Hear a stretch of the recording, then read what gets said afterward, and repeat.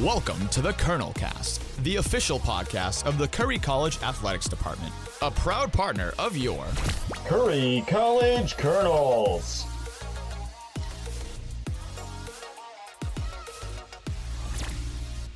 Welcome back, everybody. This is episode number 4 of the Colonel Cast. Chris, Clay, and I are here with another special guest today. But first, we wanted to give a quick update on how the voting has unfolded so far in the Best of Curry bracket.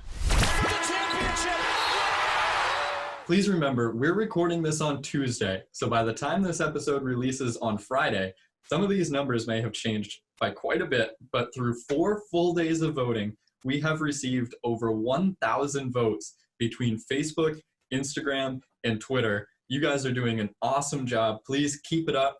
Thank you for listening and participating and interacting. So as of Tuesday morning, these are our 8 group leaders. In group number 1, with 64% of the votes so far, the leader is the 2019 volleyball team. Oh my God. That is hashtag Team Paul. Let's go. Good start. In group 2, with 40% of the votes, the leader is Jack Vallely's coaching career. That's Chris's pick. Let's go. 40% of votes. Yeah. Let's go. I could see that one coming. That's a great moment right there. In group 3, with 55% of the votes, it's Clay's pick. It's the 08 men's soccer season. With how much of a percentage of voting? 55%. Thank you. They've got a pretty solid lead there. So through the first 3 groups, we each have 1 leader. Absolutely. That's pretty cool. Let's see if that continues. In group 4, with 56% of the vote, it's the 2019 national champions. It's the cheerleading team. Another one of my picks. In group 5, it's the 91 women's soccer team with 45% of the votes. In group 6, it's the 2019-20 women's ice hockey team, 59% of the votes. Oh, that's also your team, isn't it? Yes, sir. Keep In group bragging. 7, Keep bragging. it's the 08 men's basketball conference champions with 51% of the votes. And then in group 8, it's Chris's pick. Yeah! Let's go. The 2015 baseball team, conference champions, 59% of the votes. So we know that 11 days of voting may seem pretty long, but we want to make sure that everybody gets a chance to vote. And you all, our listeners, have been awesome so far. We're sure that y'all are going to keep it up as we get close to the final push at the end of our first round here. So, Clay, we've said it before, but do you want to remind everybody once more how they can continue to vote? Of course. You can continue to vote on the Best of Curry bracket by following all of our social media platforms.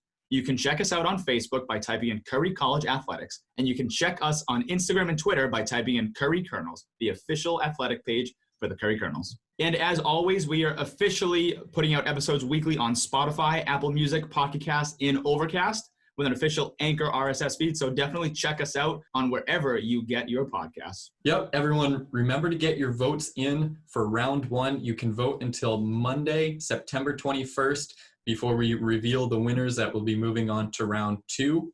But for now, we're going to move into a great segment here. This is what's happening around pro sports. Here is your weekly update on professional sports. Chris, why don't you kick us off here with the MLB? So around Major League Baseball, most teams have somewhere in the neighborhood of 12 to 15 games left to play.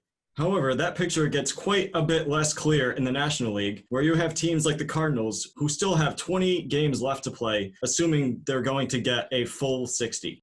And that's a big if. Yeah, absolutely. In the AL East, the Toronto Blue Jays are 3.5 games back of the Tampa Bay Rays. More significant, the New York Yankees have the first wild card spot and are behind those 2 teams right now.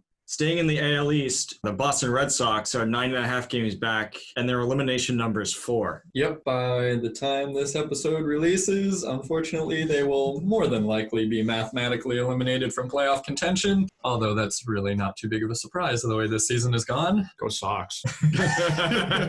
Yeah, it hasn't been a good season so far. It's a different situation than the National League, as 6 teams are separated by just 2 games in the National League wildcard. That's going to be one heck of a finish over the last few weeks of the season here. Oh, yeah. All right, we're good to move on from Major League Baseball here. We'll jump into the NHL. Last night, which was Monday for us, the Dallas Stars eliminated the Vegas Golden Knights to advance to the Stanley Cup Final. They took that series in 5 games. They wound up winning it and moving on in overtime. That was really a surprise for me. I was anticipating seeing Vegas versus Tampa in the final. Vegas came close a couple of years ago. Obviously, they won the Western Conference, but came up short against the Capitals in the final. I guess this year in the bubble, they came up short again. In the other series, in the Eastern Conference final, the Lightning currently hold a 3-1 lead over the New York Islanders. That series sure looks like it's over, wouldn't you say? Yep. Oh, yeah. Yeah. Game 5 is tonight. I'd say there's a pretty good chance that Tampa Bay moves on tonight, and we'll see a clear picture of what the Stanley Cup final matchup is going to look like. Going into these 2 series, I had the Lightning in 5 and the Golden Knights in 6. So obviously the latter of those predictions is already wrong, but I still have a chance at one of them. If the Lightning are to move on, I'd say they're the clear-cut favorites to win the final. Yeah. Oh, yeah. If I would have liked to see the Golden Knights make it to the Stanley Cup Finals, but I guess that's not the case. Yeah, that would have been a great 7-game series. Yeah, and the Stars have a couple of former Bruins, a couple of former fan favorite Bruins, and Tyler Seguin and Anton Khudobin. If that's the series that unfolds, Stars versus Lightning, my heart says Stars, my brain says Lightning. It's going to be Lightning. Lightning in 5. So we're going to see how that one plays out. Moving on into the NFL, we have finally seen game action. Week 1 is in the books. On Thursday night, the Chiefs kicked off the season, picking up right where they left off, beating the Texans by 2 touchdowns. The Ravens trounced the Browns, also picking up right where they left off. That was a 38-6 final. The Jaguars and Mr. Minshew beat the Colts. Gardner Minshew, man. He did. A little bit of an upset. I don't think Jaguars fans would agree with me, but I'd say to the rest of the NFL world, they would consider that an upset. One of the biggest games of the week was Saints-Bucks, and the Saints came away with an 11-point victory there. I'd say for the past several years, when the Saints and Patriots were really competitive and really pushing towards the Super Bowl each and every year, I don't think I'm alone in saying that I was really hoping to see a Breeze-Brady Super Bowl, because we really haven't seen Breeze and Brady play against each other too often. So when Brady signed with Tampa Bay this offseason, a lot of people looked to the schedule and saw week 1, Breeze, Brady, this is going to be insane. This is going to be awesome.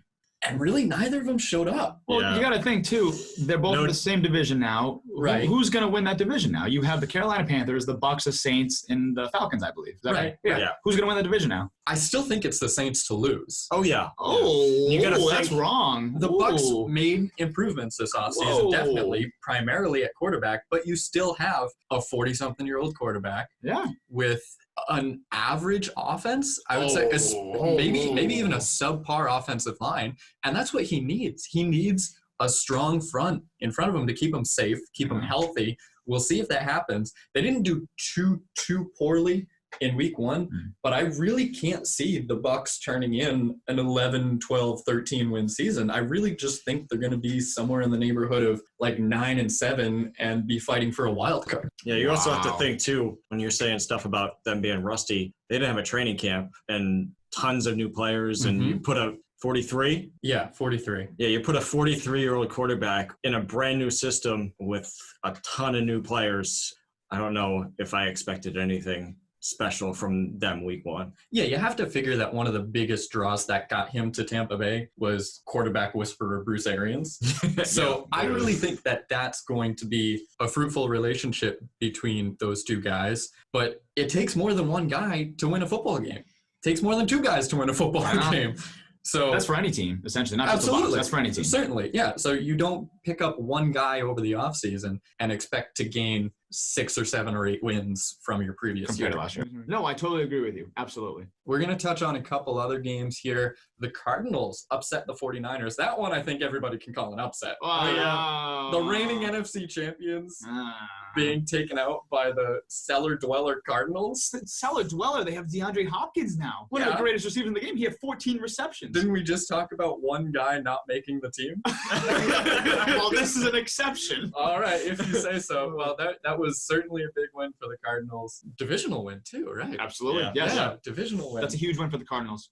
Speaking of another divisional game, we had the Bears coming all the way back on the Lions to beat them 27-23. This was basically worst case scenario for Lions fans. You enter the fourth quarter with a 17-point lead. I mean, granted, the Bears were already threatening when the third quarter ended and they entered the fourth quarter, but the Bears just came all the way back. And the Lions, it wasn't like one unit of the team, like offense, defense, special teams. It wasn't like one unit really failed to step up. It was a collective team implosion. Yeah, that's a great word. On offense, they couldn't get the job done. On defense, they just didn't show up, and they allowed the Bears to come all the way back and snag the victory from them in a divisional game. Last game we're going to touch on here, of course, it's the local guys. The New England Patriots are 1-0. The new New England Patriots. The new England Patriots. They took out the Dolphins in Foxborough 21-11, and through 1 week here, Cam Newton is 1-0. And Tom Brady is 0-1. So here's the thing. So the media has, of course, talked about the record. Tom Brady is 0-1. Bill Belichick and Cam Newton are now 1-0. A lot of people are trashing on Tom Brady leaving and going to another team down south. But here's the thing. You have to think about what Tom Brady has done for this team over the past 20 seasons. Sure. But it's what he did for the Patriots. He hasn't done squat for the Bucs yet. So, but a lot of people are trashing on Brady saying, oh, you know, we're going to win 10, 12 games here as a New England Patriot team. But people are trashing on him because of him leaving. But it was his decision. Regardless if we win 10 or 12 games, I think we're still going to win the majority of our games with Cam Newton. Cam Newton's the future of this franchise. A lot of people are doubting Tom Brady and Cam Newton as quarterbacks. Sure. Yeah. Now, I am moving forward in a cautiously optimistic manner with Cam. I don't see him playing for the Patriots for 20 years like Brady did. Well, he's also 31 years old, too. Right, and he's on a one-year contract. So in my mind, the pessimistic side of me says that this is a lose-lose.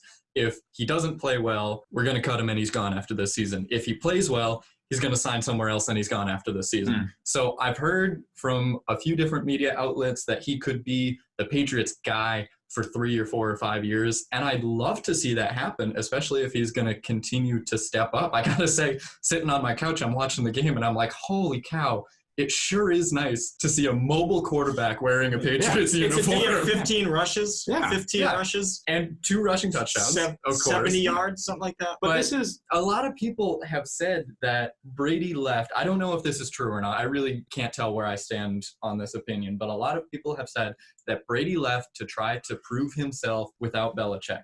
And 1 week is not nearly enough to viably judge whether he made the right decision or not. Absolutely. Yeah, we'll see. After 1 week, it looks like he's not going to be able to do it. But as we've said a couple times now, one man does not make the team. And I don't think that the Bucs have enough to support Brady.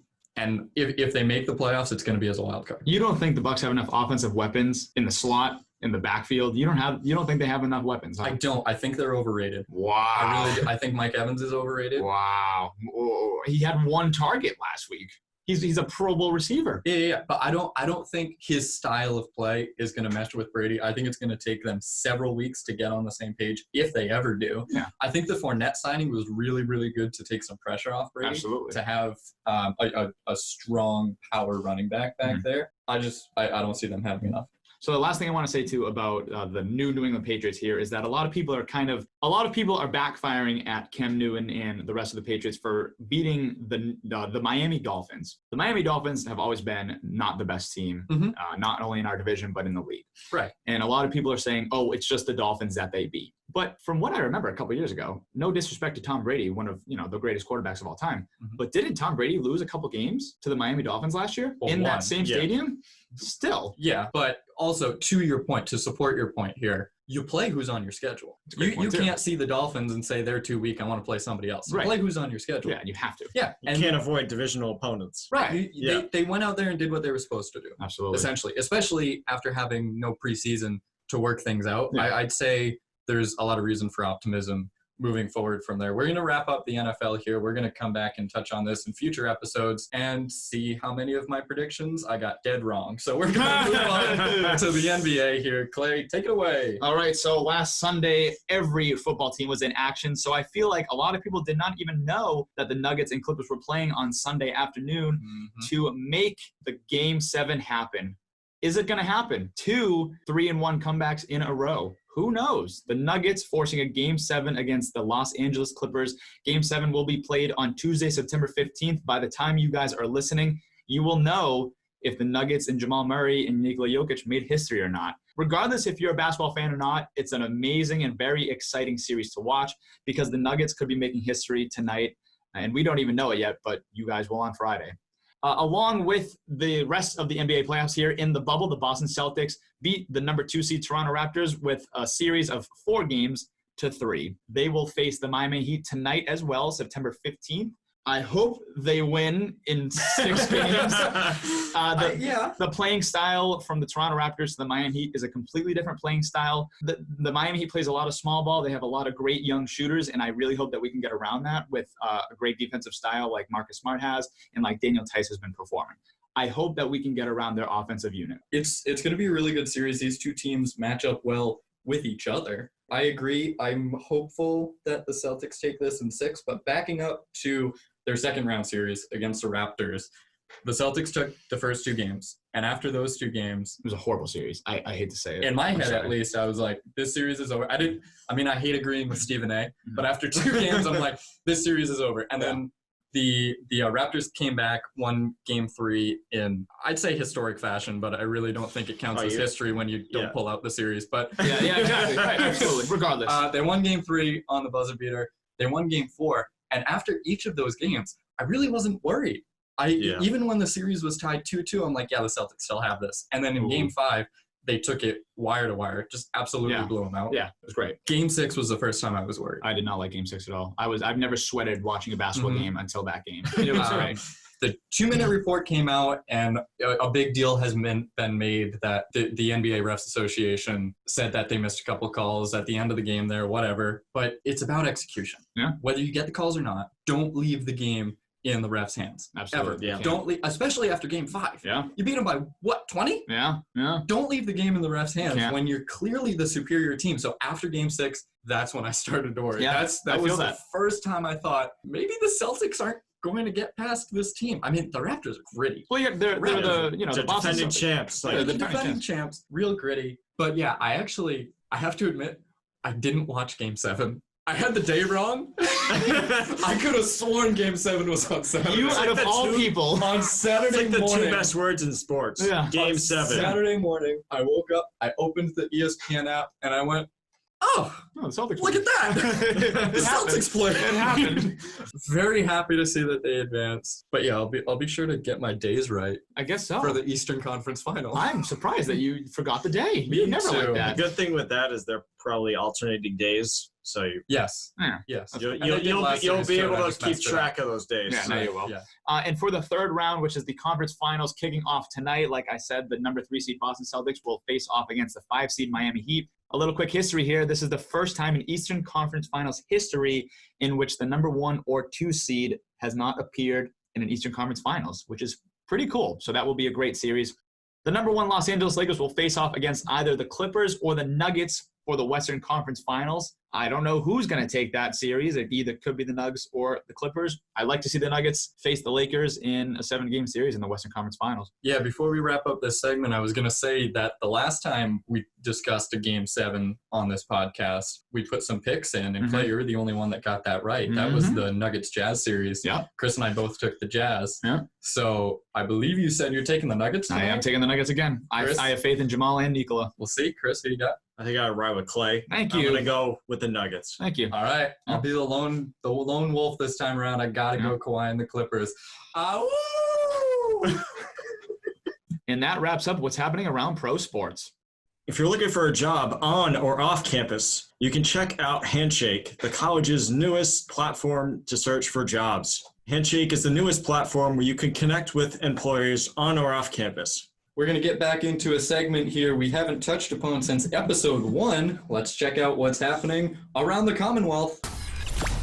Here's what's happening around the Commonwealth. To kick off what's happening around the Commonwealth down in Bristol, Rhode Island, Roger Williams introduced their hashtag #AllInToVote campaign last week on Friday, September 11th. The effort seeks to give all Roger Williams student athletes and the entire student body the tools they need to successfully register to vote for the upcoming 2020 election in November. Awesome. Wentworth Volleyball saw some moving around in terms of coaching staff this summer, as Matt Dugan was named the newest head coach of the Leopards women's volleyball team. Dugan is very familiar with the team after having spent the last 5 years as an assistant coach for both the men's and women's teams under Evan Giglio, but will take over the lead role for the women as Giglio shifts into solely coaching the men.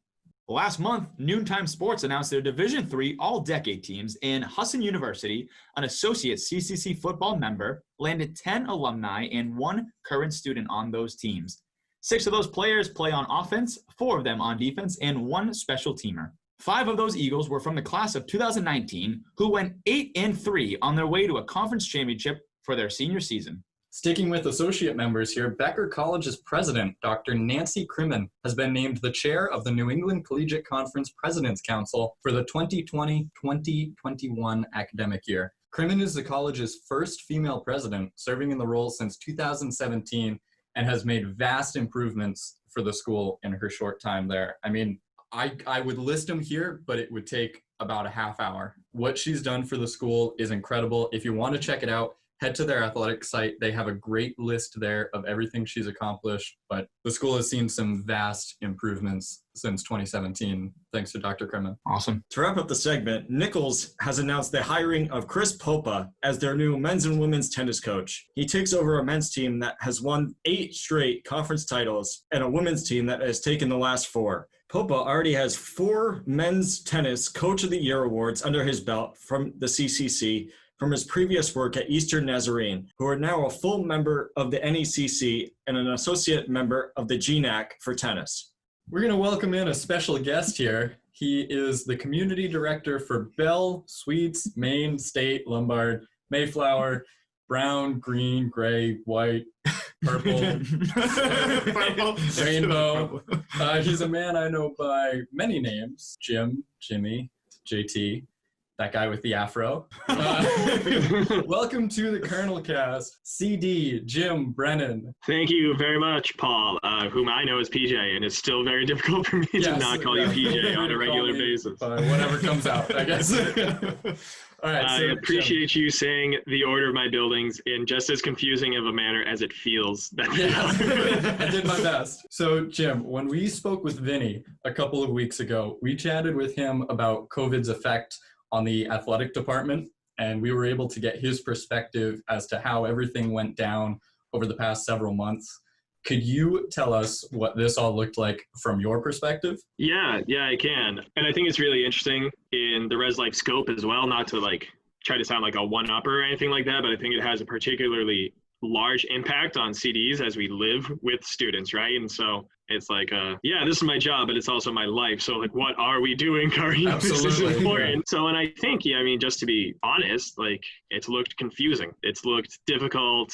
It's needed a lot of problem solving, a lot of creative thinking, because there are just so many specifics, as I'm sure you're aware, that need to be considered, and some aspects that we don't have power over based off of the CDC or the state with Governor Baker. Even up to 2 days before move-in, Governor Baker had to change policies and which states were okay, which states aren't. And we're oh crap, we told people that they could be here. Now they can't be here. Right. So it just requires a lot of collaboration, communication. But fortunately, as we all know, because we see the daily emails, through some good planning and some luck, we are still very low in our numbers. And so I think we're all just happy to be Absolutely. that way. Yeah. We're glad to still be here. So Jim, obviously as a student, as a faculty staff member, this summer was absolutely crazy, not only around the world, but around, our community here at Curry College.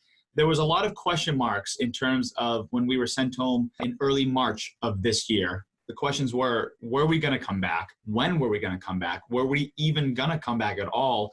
Until who knows? So my question to you is, Jim, how was the discussions over the summer in terms of everyone going back onto campus? Do you have any inside look as to how those conversations went and progressed over the time from when we were sent home till around the end of summer? Yeah, my inside look is on the minor side, I will be honest, but I was a part of the initial conversations, but then the institution created return to campus committees, and they kind of broke them down in like separate ways and stuff. And so several of my coworkers were assigned to a specific return to campus committee. I was just part of the initial conversation, but for what those conversations looked like, basically the job of everyone on a return to campus committee, they needed to consider 3 scenarios that we need to prepare for if we return to campus in full. So that being classes and residents in person on campus.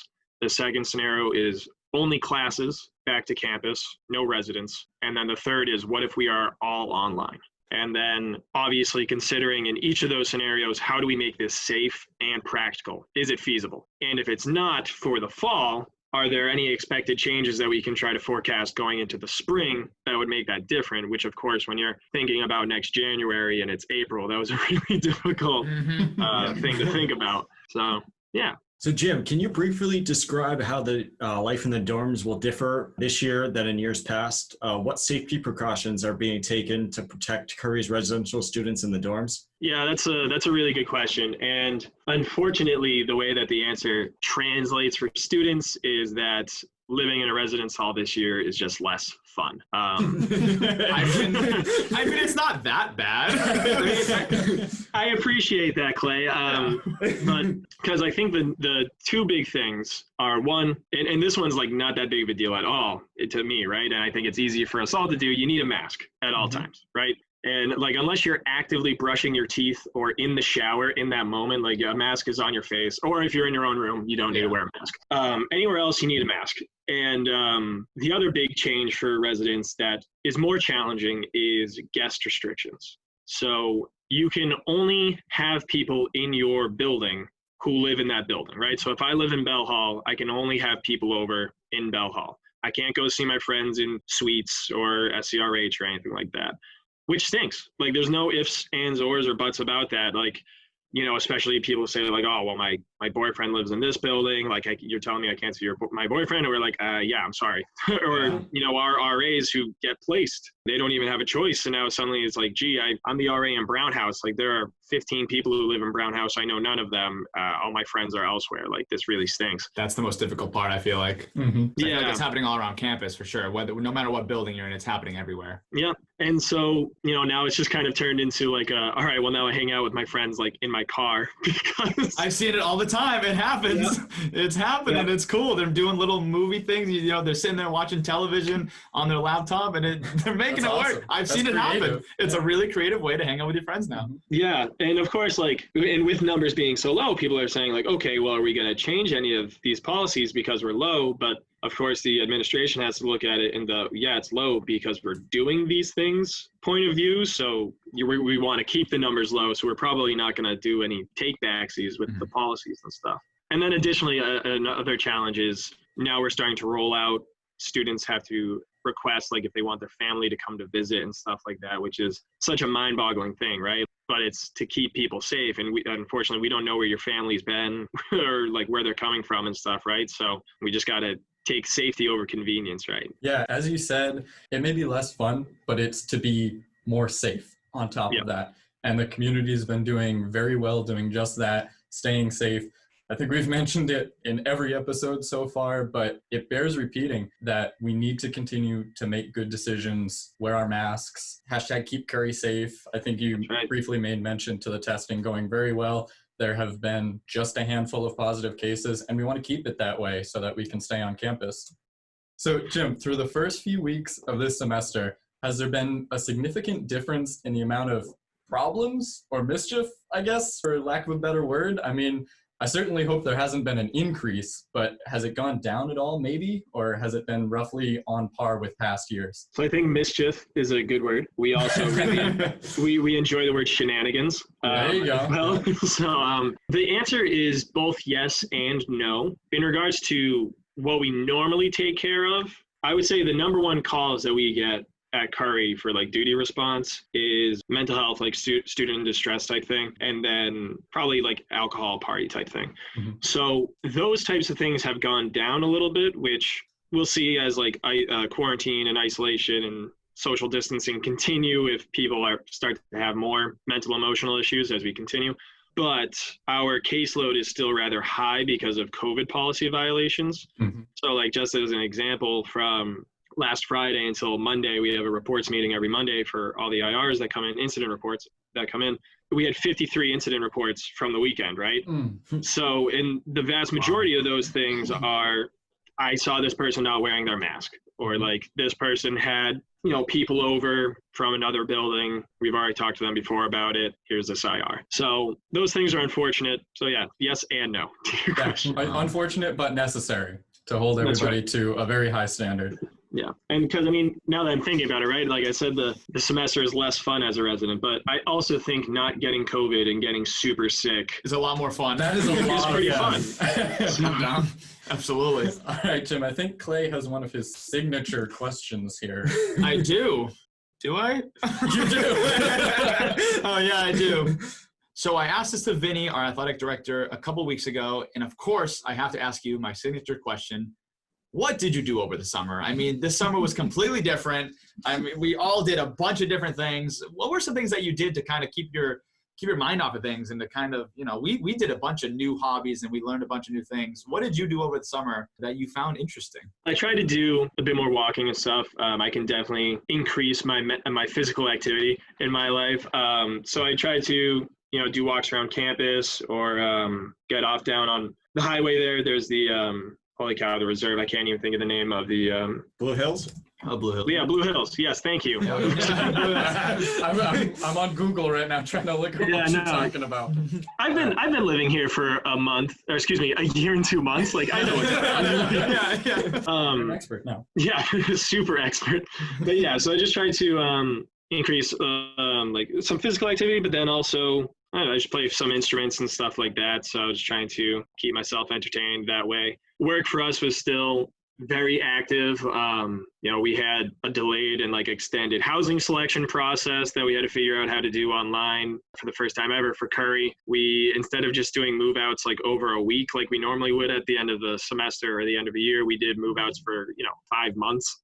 We still had a couple people with stuff here when students were moving in. So we had all sorts of fun activities, work related and not work related, to do. Did you get the chance to see any family, friends at home, anywhere over the summer?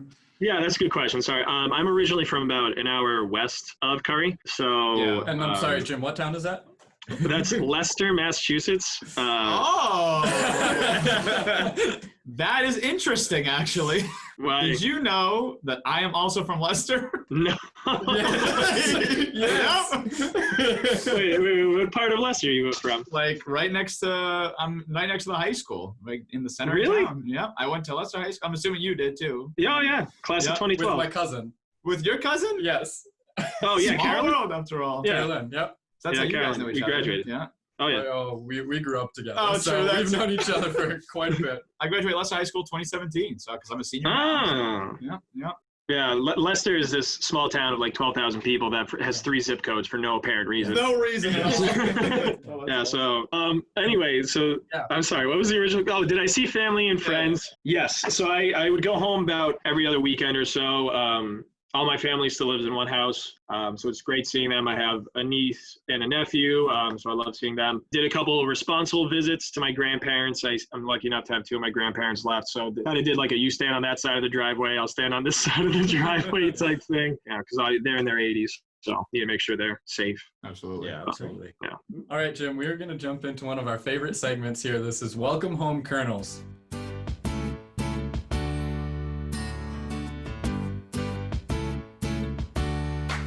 Welcome home.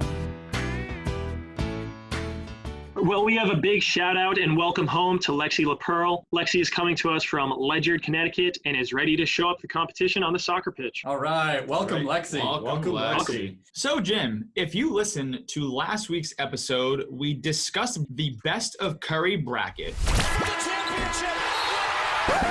No, not again. Chill. Why? It's a great liner. No, whatever. So the question for you, Jim, is have you been following along with that at all? Or even better, would you like to give us some votes? Yeah. To see who you would like to see advance, if you have any ideas?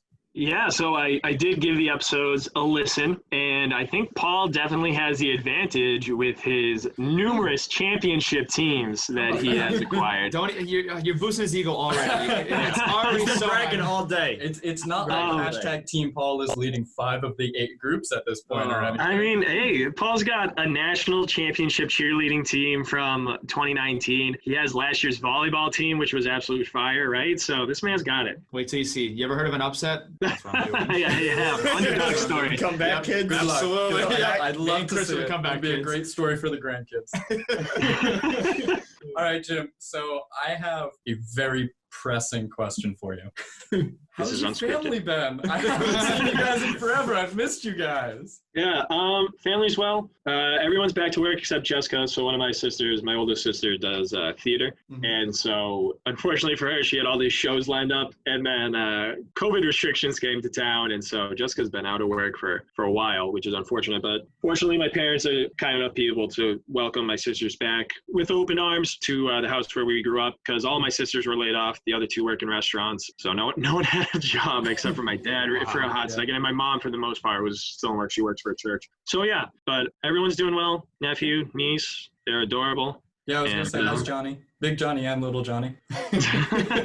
So John's my father's name. John is my nephew's name for clarification. Big John, Papa John is doing well. And then Little John, he's 2.5. Every single time I talk to him, he, the dude is just so dang smart. Like we went out, I visited my parents recently because I'm trying not to visit home now with living with 150 strangers in suites, right? Because as much as I enjoy our students, I'm not going to trust them to not bring COVID or to know, right? And so, Yeah, you never know, right? It's nothing against them personally. But so I did go out to dinner with my parents and one of my sisters and my nephew and niece, and we sit down at the table and my nephew goes, "Uncle, we're at the table. You can take your mask off." And I was like, why does my 2-year-old nephew understand this more than full-grown adults, right? Like Little John is the future. Little John is the it's been future. going on for basically a third of his life, I guess. Yeah, literally.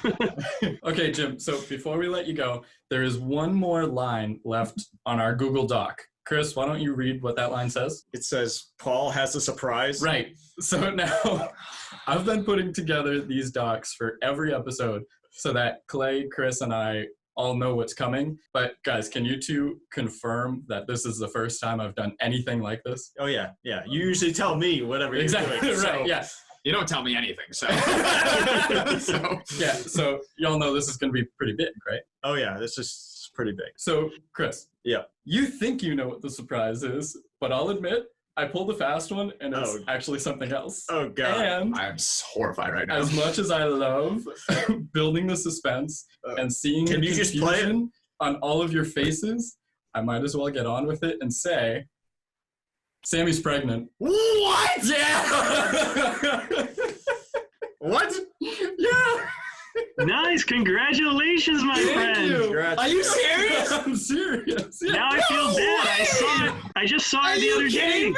I know. No way! All right, so I'd say that's a pretty good place to wrap up episode 4. What do you say? Yeah, I guess so. Thank you guys, everybody, for listening. Thank you for participating in the Best of Curry bracket. Please remember to get your votes in over the last few days of round 1 here. We will see you next time. See you later. See you later, I guess.